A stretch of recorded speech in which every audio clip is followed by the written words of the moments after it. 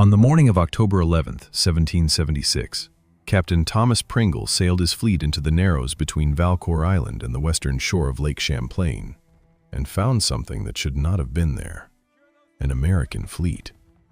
Not a large one, not an impressive one by any professional standard. 15 vessels of various sizes, some of them visibly uneven in the water, their green timber hulls already beginning to leak from the moment they were launched.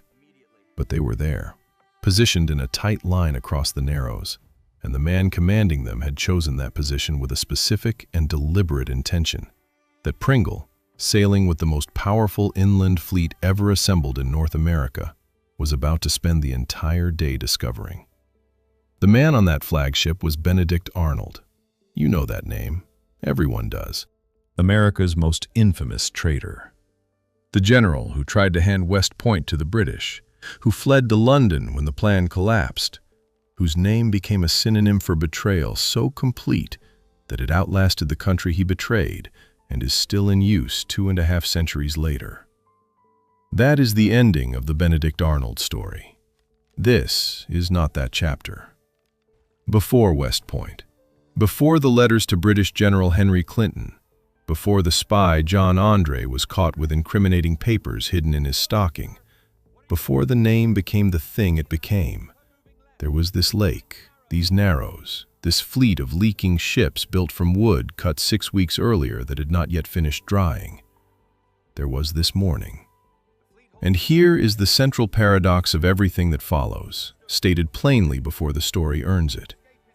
Benedict Arnold built this fleet specifically to lose it. He knew he would lose every ship before the first cannon fired. He planned to lose them. The losing was the strategy. And in losing them exactly as planned, he bought the one thing the American Revolution needed more than ships or soldiers or money: time. What that time bought, and what it cost, is what this story is about.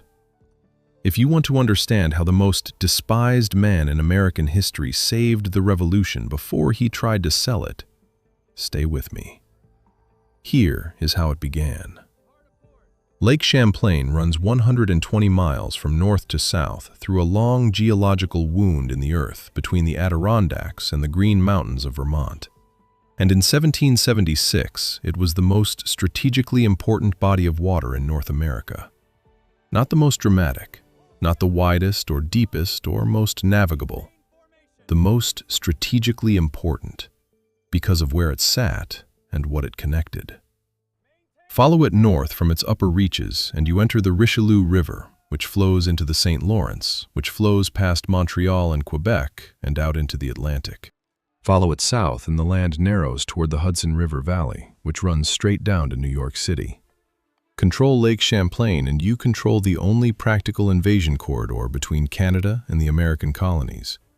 Every army that had moved between them for the past century had moved through this lake. The French had understood this. The British had understood it when they took it from the French.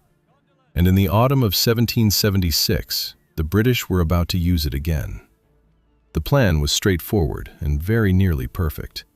General Guy Carleton, commanding British forces in Canada, would move an army south down the lake, capture the forts at Crown Point and Ticonderoga, and continue down the Hudson to New York City, where General William Howe's forces were already pushing Washington's army south through New Jersey. The two British forces would meet somewhere in the middle, cutting New England off from the rest of the colonies. New England was where the Revolution had started, where most of the Continental Army's recruits came from, where the political will to keep fighting was strongest.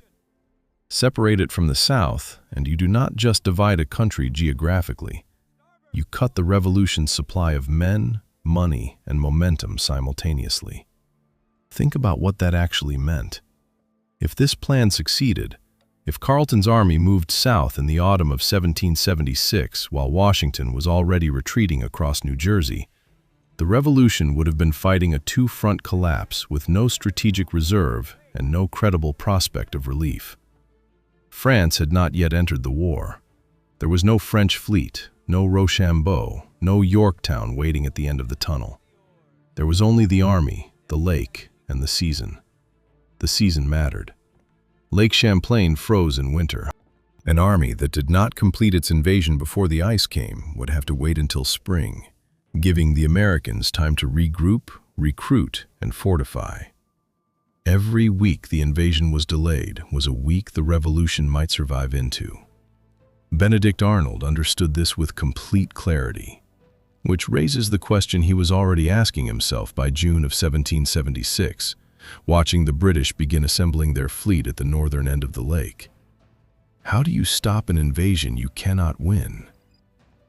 Benedict Arnold was born in Norwich, Connecticut in 1741, the son of a merchant father who drank the family fortune into nothing over the course of Arnold's childhood. That fact matters more than it might seem. Arnold grew up watching a man who had once been respectable become a source of shame, watching money disappear, watching social standing erode, watching the gap between what his family had been and what it was becoming widen year by year. He left school to apprentice with an apothecary. He worked. He saved. He built a trading business and a bookshop in New Haven from almost nothing. And by the time the Revolution began, he was a prosperous merchant captain who had sailed his own ships to the Caribbean and back enough times to understand weather, navigation, cargo management, and the specific kind of judgment that comes from making consequential decisions alone at sea with no one to consult. He was also, by every account from people who knew him before the war, physically fearless in a way that was not quite recklessness, more like a complete absence of the instinct that makes most people hesitate. At Quebec in December of 1775, Arnold led an assault through a blizzard with scaling ladders against fortified walls. He was shot through the left leg early in the fighting. He refused to leave the field. He kept commanding from the ground, from the wall, from wherever he could stay upright, until his men physically carried him off. The assault failed. Arnold was carried away, bleeding into the Canadian winter, and he spent the following months recovering from a wound that never fully healed. The leg that would take a second British bullet at Saratoga, that he commanded at Valcour Island with still not fully healed from the first. He organized the American retreat from Canada in the spring of 1776. Not a glamorous assignment, managing a disorganized withdrawal of sick and demoralized men through difficult terrain under pressure. He did it. He kept the retreat from becoming a rout, kept the men moving, kept the British from turning the retreat into a destruction. By the time he reached Lake Champlain in the summer of 1776, he was the most combat-experienced officer the Americans had available for the Lake Command. And yet, his naval experience consisted entirely of sailing merchant vessels. He had never commanded a warship. He had never fought a naval engagement. He had never supervised the construction of a military vessel. The qualifications for commanding the American fleet on Lake Champlain were essentially, has been on boats. Arnold had been on boats. He accepted the command without hesitation. Here is the thing about a man who watched his father lose everything and then built something from nothing twice over, once in business, once in a blizzard at Quebec. The impossible is not a reason not to try. It is a description of the situation. You acknowledge it, and then you get to work. And there was work to do, more than anyone had admitted publicly. The shipyard at Skenesborough, at the southern end of Lake Champlain in the summer of 1776, was not a shipyard. It was a sawmill, a forge, and a collection of buildings that had been pressed into service as a construction site for warships by men who had not previously built warships, working with materials that were not ready to be built with, on a timeline that a professional naval engineer would have called a fantasy and then walked away from. The timber was green, not slightly unseasoned, green in the specific sense that the trees had been standing in the forest weeks earlier, and the wood had not begun to dry. When carpenters split the planks and laid them against each other, sap ran out of the cuts and pooled on the ground. The smell of it, sharp, resinous, the smell of living wood opened before its time, hung over the construction site in the summer heat. Ships built from green timber leak, not eventually, from the moment they touch water. The hulls flex as the unseasoned wood absorbs moisture unevenly, opening gaps between planks that caulking can slow but cannot stop. Arnold's fleet was going to be fighting a two-front battle before it fired a single shot. The British on the lake and the water coming in through the hull. He knew this. He built the fleet anyway. The men doing the construction were carpenters, joiners, and tradespeople who knew how to work wood, but had never applied that knowledge to the specific and unforgiving geometry of a warship hull. Gunboats, gondolas, row galleys. The designs were drawn from what could be built quickly with available materials, not from what professional naval architects would have specified for combat on a northern lake in October. Arnold moved between the work crews constantly, making decisions that no manual covered because no manual had anticipated this exact combination of urgency, scarcity, and impossibility. The cannon mounts needed to be positioned to allow firing arcs that the hull shapes barely supported. The oar ports needed to be cut at angles that the green timber made structurally uncertain. The keels were laid, and the frames raised, and the planks were bent into place by men learning the work as they did it, in summer heat, with British scouts watching from the northern end of the lake as the professional fleet being assembled there grew larger by the week. The British fleet at the northern end was being built by professional naval engineers with professional crews, using materials shipped from Britain specifically for this purpose. The centerpiece was a vessel called the Inflexible, a three-masted ship carrying 18 12-pound cannons, disassembled in England, shipped across the Atlantic in pieces, and reassembled on Lake Champlain. It took months, and it was a genuine feat of military logistics. The Inflexible alone carried more firepower than most of Arnold's entire fleet combined. Arnold's men could hear the British construction across the water on still nights. The sound of professional shipbuilding, steady and confident, carrying across the lake in the dark, while American carpenters worked by torchlight on hulls that were already weeping sap into the sawdust on the ground. 6 weeks. That was all the time between the laying of the first keel and the moment Arnold had to take what existed onto the water and face what the British had built. 6 weeks to construct a fleet from green wood, train crews who had never served on warships, mount cannons on hulls that were not yet certain to float, and sail north toward the most powerful inland fleet ever assembled in North America. He did it. The ships leaked. He sailed them north anyway. The question that nobody had answered yet, the question Arnold had been turning over since he accepted the command, was where? Arnold sailed his fleet north in late September and chose his position with the care of a man who understood exactly what he was choosing it for. Valcour Island sits about halfway down Lake Champlain on the western side, a heavily wooded island roughly 2 miles long that sits close enough to the New York shore to create a narrows between itself and the mainland. The channel between the island and the shore is perhaps 3/4 of a mile wide at its narrowest, wide enough for ships to move through, narrow enough to matter. Arnold anchored his fleet in a line across that channel, bows facing north. Pay attention to this next part because it explains everything about what happened on October 11th and why it happened the way it did. The narrows at Valcour Island faced south. A fleet approaching from the north, which the British fleet would do sailing down the lake, would pass the southern tip of the island before they could see into the channel. By the time they spotted Arnold's fleet, they would have already sailed past the island. To engage, they would have to turn and work back north against the prevailing wind. On a lake in October, that wind came from the north. The British fleet would have to tack, sail at angles back and forth across the wind to reach Arnold's position. Their largest ships, including the Inflexible with its 18 12-pound cannons, would be unable to bear down at full speed. They would come in slowly, awkwardly, unable to use their size and weight the way those qualities were designed to be used. On paper, this was the position of a man who had already lost. He had fewer ships, smaller ships, leaking ships, and he had chosen a spot that guaranteed the enemy would eventually reach him regardless of wind or angle or tactical ingenuity. On the ground, It was the only position available that could make the losing cost the British what Arnold needed it to cost them. He was not choosing where to win.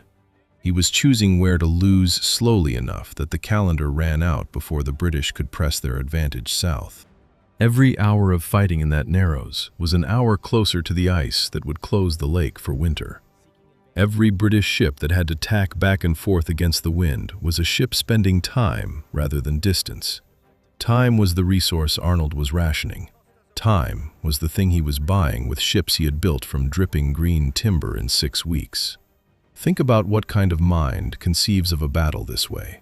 Not as a contest to be won, but as a transaction.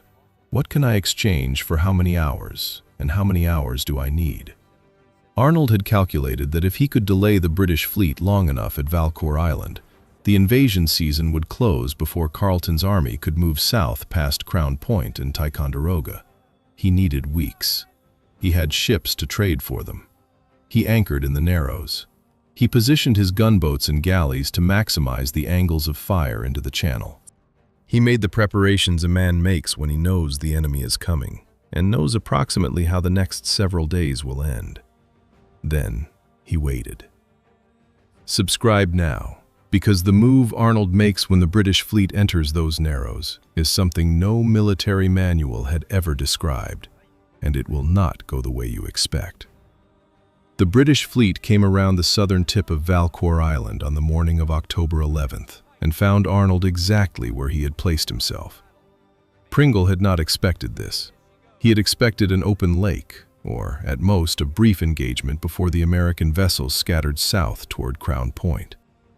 What he found instead was a line of 15 vessels anchored across a Narrows, positioned to force his fleet to work back against the wind to engage them, and a man on the flagship Congress who showed no intention of moving.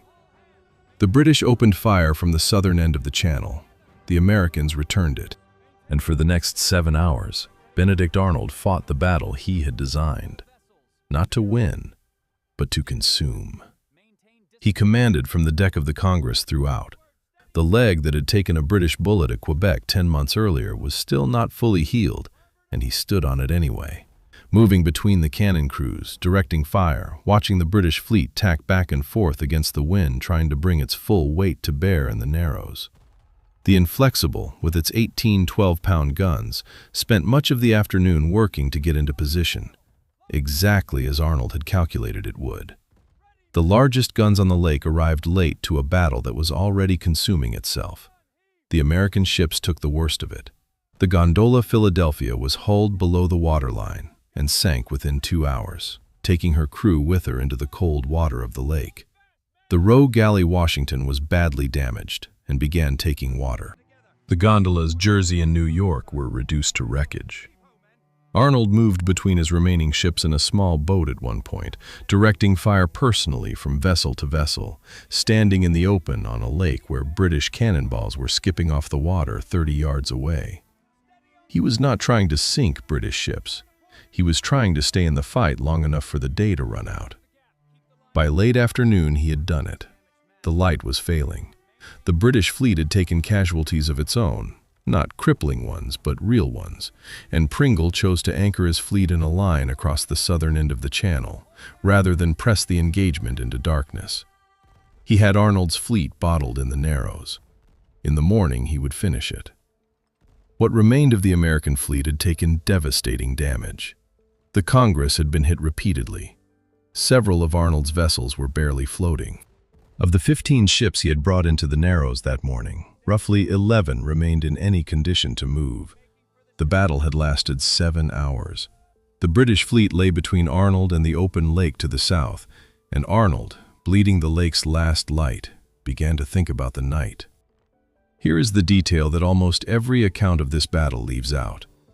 Arnold had planned the escape before the battle began, not in the sense of having a vague intention to withdraw if things went badly, in the specific sense of having identified the route, the method, and the conditions under which it could work, before he anchored in the Narrows and waited for the British to arrive.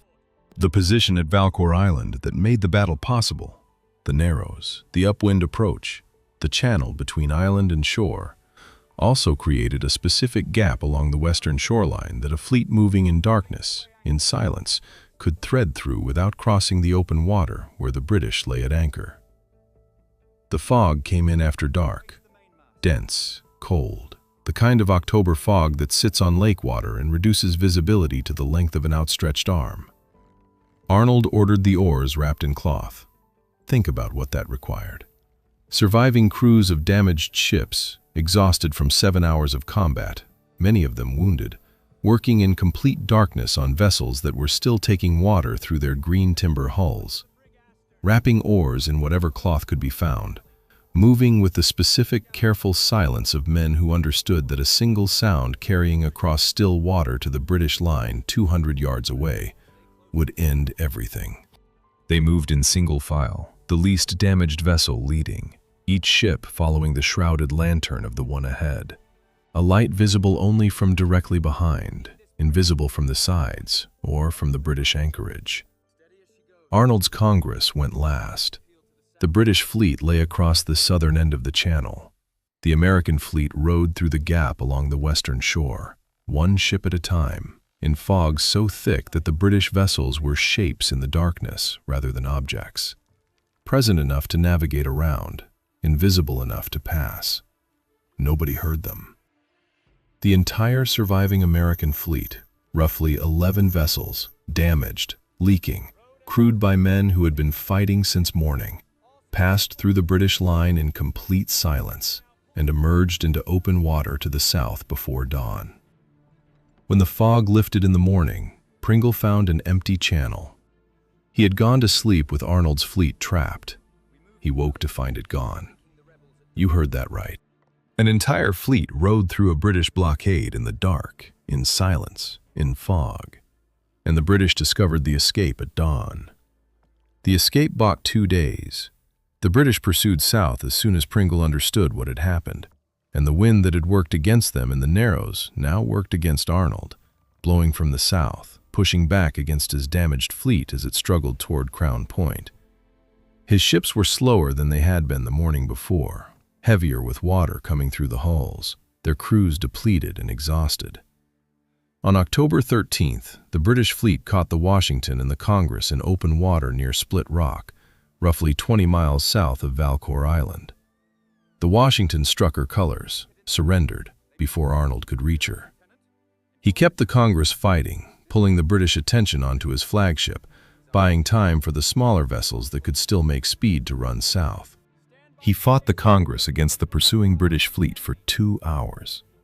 2 hours, with a damaged ship, a wounded leg, a crew that had been fighting and rowing and bailing since October 11th, against vessels that had spent the previous 2 days in pursuit rather than combat. The Congress took fire from multiple directions. Her hull was opened in several places. She was, by any rational assessment, finished. Arnold ran her aground in a shallow bay on the Vermont shore, a place called Ferris Bay, and ordered the remaining vessels that had followed him there to do the same. He had the colors kept flying until the last moment. He had the ships set alight, making sure they were burning thoroughly before anyone left, ensuring that nothing of military value would fall into British hands intact. The green timber that had leaked from the moment the ships were launched now burned with the specific ferocity of wood that had spent 2 weeks absorbing lake water and still had not fully cured. He was the last man off the Congress. He stood on the shore of Ferris Bay and watched his fleet burn. The ships he had built in 6 weeks from dripping sap-wet timber that had leaked from the moment they touched the lake, that he had sailed north knowing he would lose. He watched them go one by one until the fire reached the powder magazine of the Congress, and the flagship went up in a single moment of sound and light that ended the American naval presence on Lake Champlain. Then he walked to Crown Point. The British reached Crown Point in mid-October and looked south toward Ticonderoga and the Hudson Valley and the invasion route that had brought them down the lake. They looked at the calendar. It was mid-October. The season was closing. The invasion south would have to wait for spring. They turned around and went back to Canada. Arnold had bought his weeks. Exactly 1 year after the battle at Valcour Island, Benedict Arnold was at Saratoga. The British had come back in the spring of 1777, exactly as everyone had known they would. General John Burgoyne had taken command of the northern invasion, moved south down Lake Champlain with a well-supplied army, taken Fort Ticonderoga in July, and pushed south toward Albany with the confidence of a man who had studied the map and liked what he saw on it. What he had not studied carefully enough was what Arnold had bought the previous October. The winter that the cancelled 1776 invasion had given the Americans had been used. Not well. Nothing about the Continental Army in 1776 and 1777 was done well in the conventional sense, but used. Fortifications had been strengthened, militia had been recruited. Gates had assembled a force in the Hudson Valley that was larger and better positioned than anything Burgoyne expected to find. And the terrain south of Saratoga, broken ground, forested ridges, the kind of country where a disciplined European army's advantages in open field maneuver disappeared, was exactly the terrain where the Americans could fight on terms that made their weaknesses less relevant. At the Battle of Freeman's Farm on September 19th, Arnold commanded the American left wing and pushed his men forward with the kind of aggressive instinct that made his superiors nervous and his soldiers follow him. The British held, but at cost. At Bemis Heights on October 7th, Arnold, who had been relieved of command by Gates in an argument between the two generals and had no official authority on the battlefield, rode out anyway. He rode into the heaviest fighting on the field without orders, without authority, with nothing except the same inability to stay still when there was a fight that needed winning that had put him on the deck of the Congress when any reasonable man would have surrendered. A British bullet hit him in the left leg, the same leg. He refused to let the surgeon amputate it and survived with a permanent limp that would stay with him for the rest of his life. The British surrendered at Saratoga on October 17, 1777. Now, follow the chain. The victory at Saratoga reached Paris in December and changed Vergennes' calculation. Here was proof that America could destroy a British army in the field. The Treaty of Alliance was signed in February of 1778. The French fleet under de Grasse sailed into the Chesapeake Bay in September of 1781 and blocked Cornwallis's escape route. Cornwallis surrendered at Yorktown on October 19, 1781. The chain runs. Valcour Island to the cancelled invasion of 1776, to the reinforced American position at Saratoga, to the French alliance, to the French fleet, to Yorktown, to independence. Remove Valcour Island, and the chain has no first link. Arnold built it. Arnold burned it. Arnold bought the year that made every subsequent link possible, and then he contacted the British. 3 years after Valcour Island, Arnold was commanding the garrison at West Point. He had arrived there in the summer of 1780, appointed to the command by Washington, who trusted him, who had watched him at Quebec and Saratoga and Valcour Island, and understood what kind of soldier he was. West Point was the most strategically important fortification in the American defensive system, a fortress on the Hudson River whose guns controlled the water route between New England and the southern states. The position Arnold had been given was, in strategic terms, roughly equivalent to the position he had held on Lake Champlain 4 years earlier. He had already been in contact with British General Henry Clinton for more than a year. The correspondence had begun in 1779, passed through intermediaries, conducted in cipher, built toward a specific transaction. Arnold would surrender West Point. Clinton would pay him in British pounds and a commission in the British Army.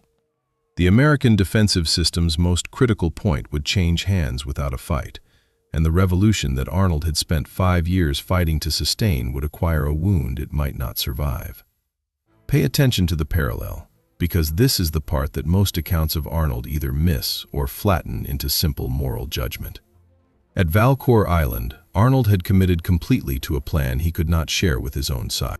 The fleet captains who sailed into the Narrows with him did not know the ships were designed to be lost. The crews who fought from the Congress and the Washington and the gondolas burning in the October light did not know they were executing a sacrifice. Arnold carried the full weight of the strategy alone, because sharing it would have broken the thing it depended on: the willingness of men to fight with everything they had for ships that were already sold. At West Point, Arnold committed completely to a plan he could not share with his own side. The garrison did not know their commander was negotiating their surrender. Washington did not know. The correspondence was conducted in cipher, passed through intermediaries, built toward a transaction whose success depended on complete secrecy until the moment it was executed.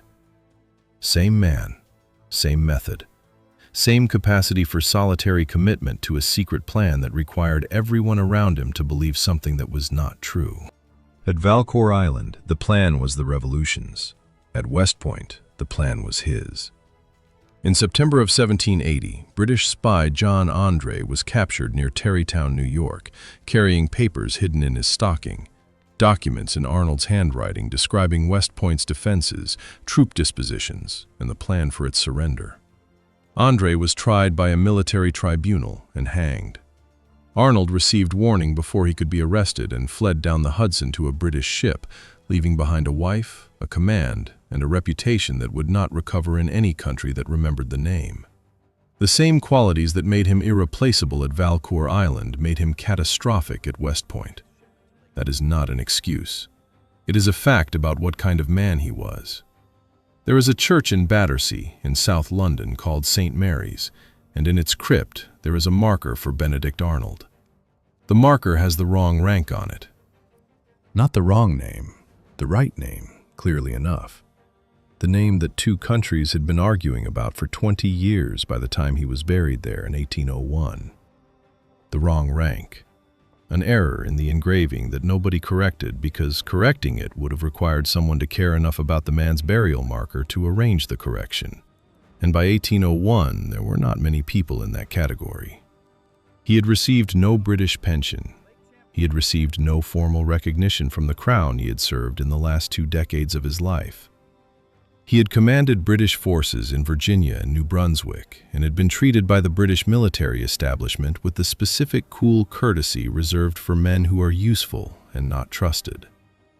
He died at 60 years old. The leg that had taken British bullets at Quebec and Saratoga and had never properly healed gave him trouble until the end. Lake Champlain today is a quiet place in October. The water goes gray-green in the autumn light, and Valcour Island sits where it has always sat, 2 miles of forested shore rising from the western side of the lake, the narrows between it and the mainland still visible and still narrow. You can kayak through those narrows now. People do, in the autumn, when the leaves on the island are turning and the water is cold enough that you can feel it through the hull of a plastic boat. There is a marker at Valcour Island that bears Arnold's name. It has to bear his name because history has to put the name somewhere, on the site of the battle, on the marker, on the record, even when the name is complicated, even when the man who carried it spent the second half of his life making the first half difficult to celebrate. The monument at Saratoga, where Arnold was wounded, has no name on it at all. It shows a boot, his boot, the boot of the leg, and nothing else.